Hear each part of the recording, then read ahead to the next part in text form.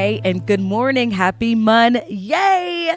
You are watching Breakfast with Bridgett. Bridgett is on vacation, so you guys are stuck with me, Crystal Moyer, on this Monday, September 23rd. Thank you for joining us. We have a lot to get through today, and I just wanted to tease this. We have the one, the only iconic Monica May to talk to us later on in this program about a nonprofit that's getting moms and daughters closer together. She has her daughter with her, Monique, so we are super excited to talk to her and how you can get involved and get your kids involved in this event that's going on. Also, we have some news about a fire that happened at the headquarters of the Chabad of Greater Orlando and how the community is coming together to help with repairs. We've got online romance schemes, traffic, we're hitting the road again, but the big talker right now is that Invest 97L that's just making its way closer and closer to the Gulf. We want to know if it's going to impact Central Florida. So let's go ahead and bring in our chief meteorologist, Candace Campos. Hey, good morning. This is something that you've been following for some time now, and it's kind of picking up some strength here. Right. And at the end of the day, it was designated an invest yesterday afternoon. Today, hurricane hunters, because it now is an invest, we get hurricane hunters in there scheduled more routinely. So we have one this afternoon, we have several tomorrow, and they'll continue to kind of zip through, really dissect that storm really nicely inside kind of the meat and potatoes of the system, because right now we have just satellite imagery, and Mm-hmm. although that does wonders for us, we're able to get a lot of information from it. It still doesn't really tell us what's happening below the cloud tops, and so we'll have a much better picture of what's actually the health of this system as we head into this afternoon. But still, this is a storm. It is a disturbance right now. It's not extremely organized just yet. But once it does, we'll get to really iron out a lot more of those details. But And I until just we want to do, mention, Candace, sorry to Mhm. interrupt you, but a lot of people, they keep coming to your office and saying, when is it hitting us? What's going on with this? Right. I mean, you have all the information that you have right now, but this is still ever changing. So Right. we appreciate all the information that you're giving us. And this is Well, important why you thanks. need to download that Hurricane Tracker app and Mhm. our Pinpoint Weather app so that you can get the latest details and those notifications when Candace finds out some more information. Right. I mean, and that's the thing. Like, I always like to put that disclaimer out there saying things can change a lot, because right now we don't have that one defined center of circulation. So some models are picking up a center here, some are picking up a center here. Well, what happens if that center actually develops here? Right. So that all will fluctuate in those computer models and the timing and the intensity, et cetera, et cetera. So let's get to the map, show you what we're talking about here. Again, this is Invest 97. Basically, what that means is an area that is now going to be routinely investigated. Because of that, the National Hurricane Center still has a likely chance that it will become our next named storm. The next name on the list, by the way, is Helene. Tropical models still show it kind of weaving right there, kind of just I just call it just kind of right through the Yucatan Channel by about Wednesday morning, could start to develop. Now, if that center still stays over the extremely warm waters of that channel, it's kind of that zone, what we call a loop current.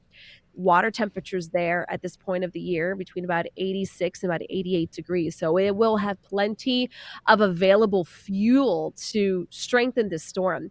Some computer model intensities, I was just about to post this on my Facebook page, still showing it as a major hurricane. We're talking a category 3 storm or stronger by the time it approaches what looks likely the west coast of Florida by Thursday, and then heading into the southeast portions of the country by Friday and Saturday. So right now, the spread of these computer models is about 150 miles or so, taking it either from Panama City to, let's say, Crystal River. So that's kind of the main zone that we're going to continue to keep an eye on. Now, with that being said, once we get an actual defined center, we'll be able to get a much better idea of those computer models, the timing, intensity, all of that. This is one of the big factors right now. One, we need an area of low pressure to be defined, right, in the near the Yucatan Peninsula. That big ridge of high pressure starts to shift out towards the Atlantic. But look what happens. Do you see that little kind of like indent happening? That is an upper level low that's expected to dig through parts of the country. Depending on when it digs, where it develops, where it's kind of stations, will really depict on where the system will go, because that's going to be the main steering motion of what could be Hurricane Helene by that time. So you can see by Thursday morning, we're still talking about a pretty potent storm just off the coast of Florida, moving onshore by Thursday afternoon. So timing wise, most of the models in pretty good agreement. This will be kind of a late Thursday afternoon into Friday play, likely developing in the next 2 days. Could become a hurricane by the time it moves into the Gulf of Mexico. And again, hurricane hunters are scheduled to investigate, dissect that system by this afternoon. I have a feeling that we will get a lot more updates, especially this afternoon, once we get that hurricane recon data in. In the meantime, Daytona Beach Skycam right now, it's a beautiful start to the day, tons of sunshine. We're at 72 degrees. Throughout the next few hours, though, temperatures will be rebounding back into low 90s. We have a lot of dry air in place. Let me show you. Hold on. Give me 1 second, Crystal. I want to show you this graphic.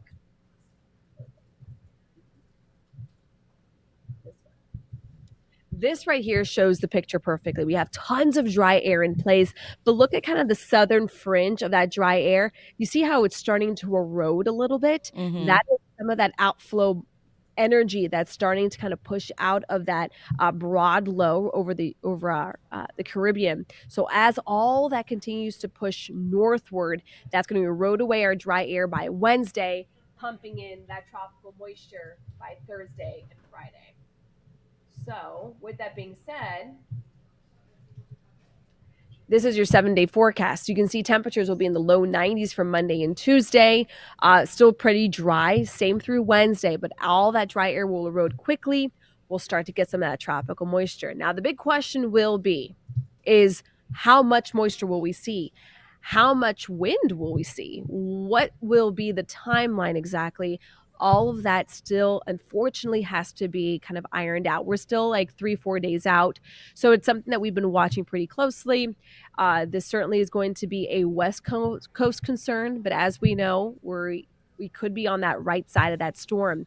If we look more on that southern end of the computer model envelope there, this could bring a lot of that nasty weather to our northern zones. That could be Sumter County, that can be Marion County. If it shifts a little further, there's still just too close to call. This is not a system that we're saying, oh, it's out to Texas, whether it fluctuates a couple miles, no big deal to us. That's not going to be the case with this system. And this is not going to be one of those systems you want to take lightly, just because we do have a lot of available fuel for that system with those extremely warm waters of the Gulf of Mexico, the Caribbean as well. So it has its opportunity to strengthen into something more significant by the end of the week. Okay. And you know, you were talking about me earlier with this storm, and you just said this is not a time to panic. You know, we are on the other side of the peak for hurricane season. So just make sure you're prepared. I mean, that's all we can say. Make sure you've got those apps downloaded so that you can stay informed. I think that's the most important thing, that you're informed on what's going on when it comes to the weather. And make sure you have, you know, batteries. Just make sure you check and make sure you've got your batteries, your flashlights, so that if something does happen. Right. It doesn't take much for us to lose power. Or I got my first message already asking if schools are going to be canceled. I'm like, ho. Come on, guys. Let's take a pause. We still got some time to watch this. But if there is things that you can do that makes you feel more comfortable leading into that potential of tropical stuff happening come Thursday and Friday, what that stuff exactly means still needs to be figured out. Well, thank you so much, Candace. You continue to work hard, and we will continue to check up with clickorlando.com and, of course, all of our weather apps to make sure we are in the know on this Invest 97L. Yeah, we know that you guys are watching and reading all over the place, whether it's on air, on our website, on social, on our apps, whatever the case may be. We've got that information. We've got the team pumping out all that data, all those updates. So that way you make sure that you are staying informed by a reputable forecaster, not just anybody who's going to be posting, you know, rogue computer models. And so, Steve's back there. He knows. He's like, preach. Anyway, all right, let's talk to him now. Well, thanks, Candace. Well, let's scoot on over to Steve, who's sitting right next to Candace with our weather. And Steve, we've had some big issues out in Brevard County. 528 completely shut down after a semi-fire. Well, then I am the one to bring you some great news. Do we have an update? Yeah, let's go out to the traffic cam. So traffic is moving. I know it's moving slow, but I have a motto in life. Any progress is good progress. As long as we're taking a step forward in life, that's all that matters. And I don't need Candace's hot over here as I'm Y'all, he's issuing saying out my this. He's as I'm saying all of preaching a this little bit. because it's his Monday and it's Friday. I just want to put that out there, okay? He is in the At best the of moods. same time. Oh, I'm great right now. I'm like half asleep. I'm just chilling. So, okay, this is eastbound 528 at US 1. Last half hour of the show, we were completely shut down for a semi-fire. Now, FHP along with road crews have been able to get those travel lanes back open, but the delay eastbound very heavy this morning. So you're gonna slow down very quickly as you approach that Merritt Island US 1 area right at the Indian River Drive. I was recommending that people could slide down to 520 this morning, but we're also seeing some delays there as well because, hey, people were listening. But I give it about an hour and hopefully things will get a little bit better out there. When it comes to I-4, your I-4 drive time's not the best. Out of Seminole, 28 minutes to downtown Orlando and a 25 cruise. Not bad coming in eastbound from Kissimmee to downtown Orlando. A little bit of a slowdown right there around John Young Parkway, but 429 looking good on the Florida Turnpike this morning, just with the slowdowns on the ramp. So just be careful out there, please, but no crashes to look at.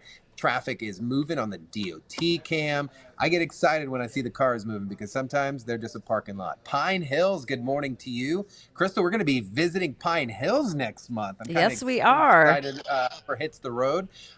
Silver Star, East and Westbound, Hiawassee, Powers, all that fun stuff. Looking pretty good. Do you know where we're going in Pine Hills, Crystal? Not yet. Not Okay. yet. But speaking of hits the road, Steve, you're hitting the road today, checking out Epic Universe for your Trooper Steve on patrol today. Tell us a little bit about that. You guys don't invite me anywhere. You guys only invite me because I have a truck. Oh, stop it.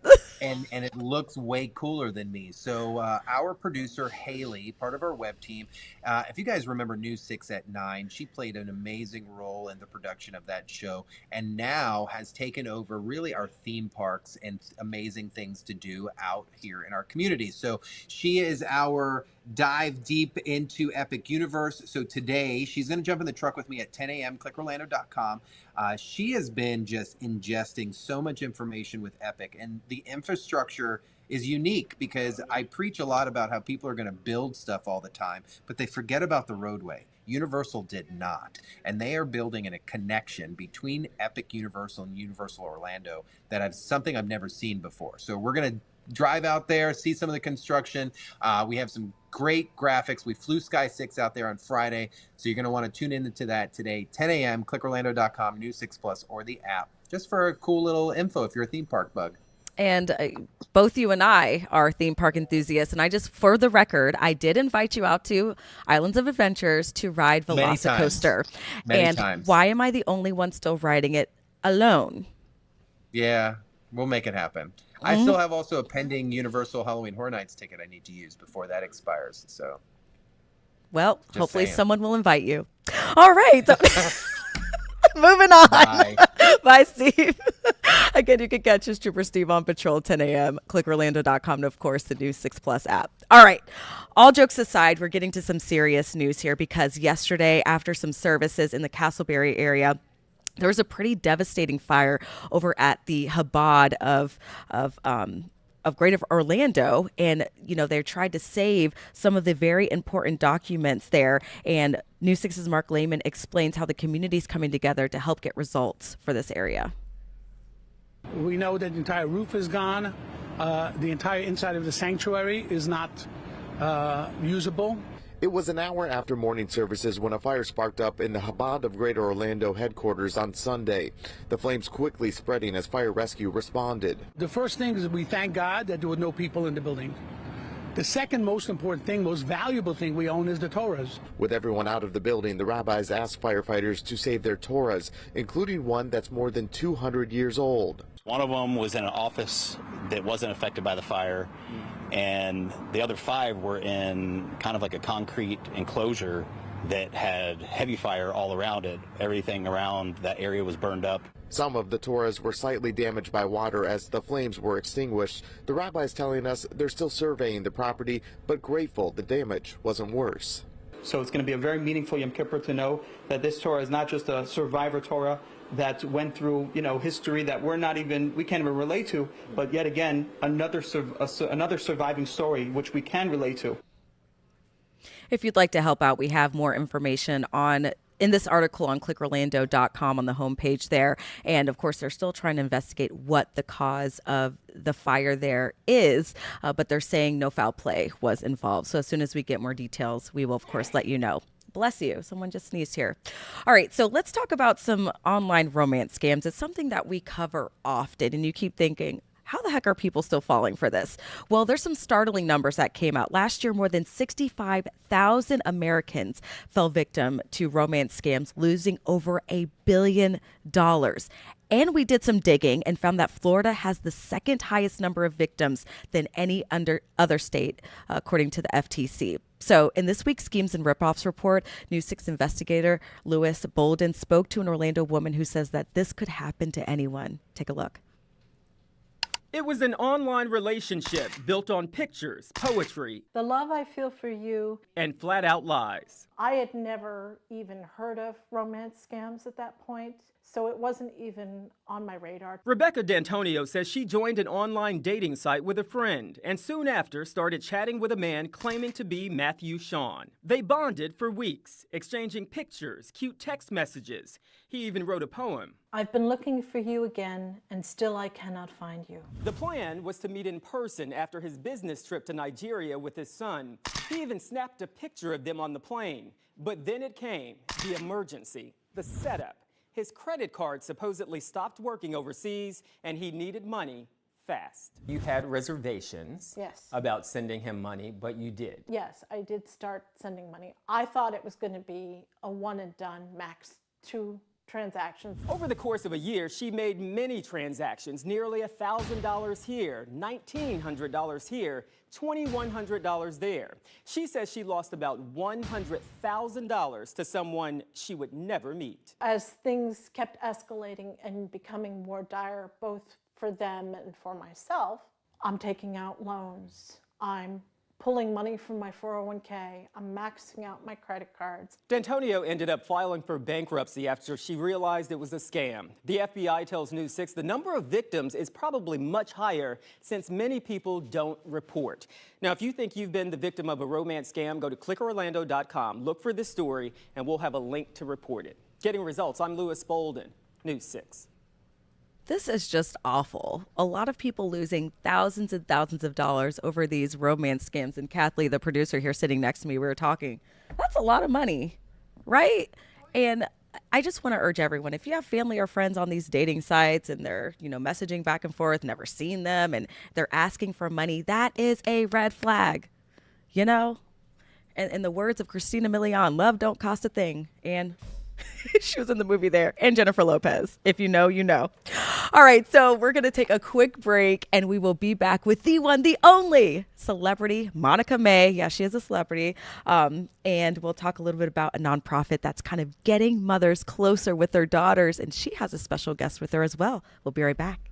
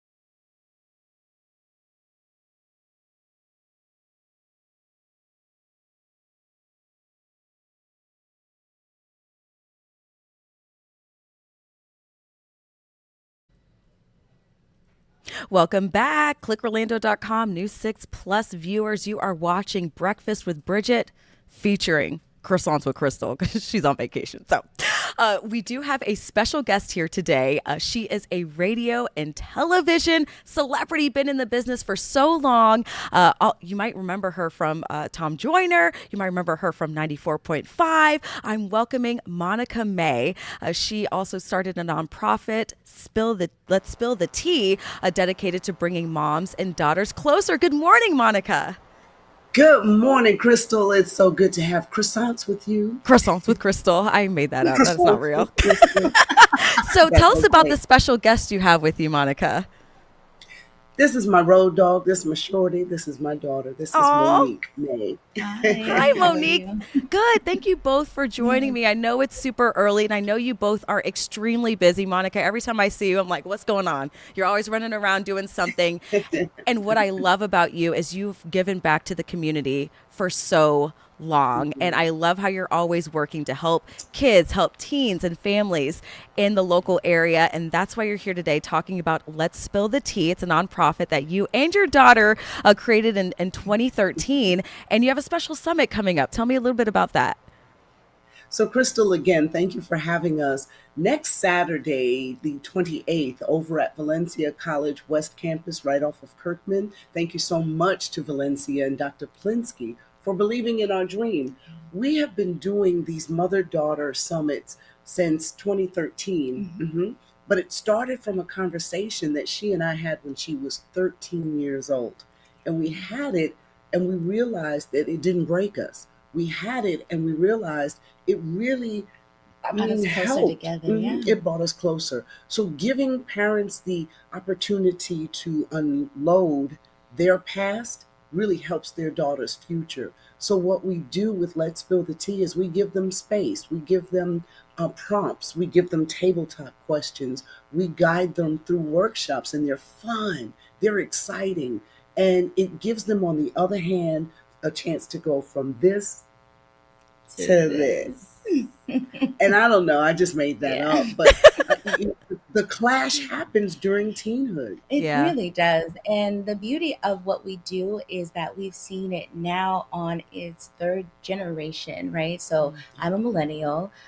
We've done the program since my niece was Gen Z, and now we're into Gen Alpha. And knowing that it's a tale as old as time, that teenhood, girlhood in general is challenging no matter what age range you're experiencing it in. And we're just grateful that our story, our message still provides value to our community, and that we're able to keep up with the challenges that young women are going through, and being able to stand in our truth and share it with them, hopefully to avoid some of the pitfalls, or at least be empowered if they go through them. They have resources. We connect them with people to help with like understanding STIs and HIV, dating violence, also just how to communicate with your mom better and to understand her as a woman, right? So a lot of times we can just see our parents as an authoritative figure and not a human. And so being able to kind of bridge that gap, that generational gap, to say, hey, mom, this is what I'm going through. Hey, daughter, I've been through this and I want to help you. And I think it also encourages moms to own their tea, their secrets, and to be able to share them in a really safe space. We also have mental wellness, like we are advocates for mental wellness. So we do have licensed mental health counselors on site that day to help kind of close some of the wounds that might open up. But that's really a part of our mission, is to get people in touch with the right support that they need, so that it's not just a one-day experience, but that it continues on. And I love how you mentioned that, because only you two can kind of talk about the experiences you both had. And I think especially in this digital age, we are seeing that some teens don't feel comfortable speaking to their moms about some serious subjects and things that they're going to. And this is a critical time in life when they're teens, when they're starting to develop into young women. So what are some of the difficulties and obstacles that you, Monica, faced as a mom, and you, Monique, as a teenager, when it came to communicating with each other and kind of talking about these difficult topics as a teen? Well, of course, one that she said was dating, but beyond dating, it was just being comfortable in the skin that you're in. We come in all shapes and sizes, and so do our daughters. So helping them become full bloomed women and just loving themselves no matter how they look, no matter how whatever. And so we also help them with their what's the next step for your financial literacy. So we have 8 cents in a jar. What's the next step for your career? We have career source coming in. They're going to talk to the moms. So we separate the daughters from the moms, and there's going to be some dads there too, because we have since started ties and tea.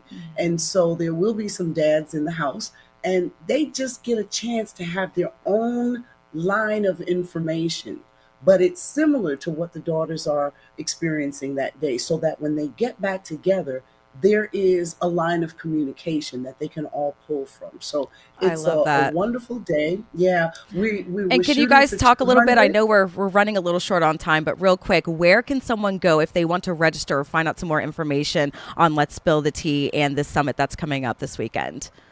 Absolutely. You can visit us online at let'sspillthetea.org or follow us on Instagram at let'sspillthetea_INC. Thank you, ladies, so much. We are out of Thank time, but I you. really appreciate both you, Monica May and Monique May, joining us this morning. Very important topic and a wonderful organization and a way for moms and daughters to kind of build that bond as, you know, these teens grow into adulthood. So thank you so much for joining us, and thank you all Thank at you. home. Thank I you. hope you all learn a little bit more about this organization, and thank you for joining us on Breakfast with Bridget. Thanks for having us. Thank you.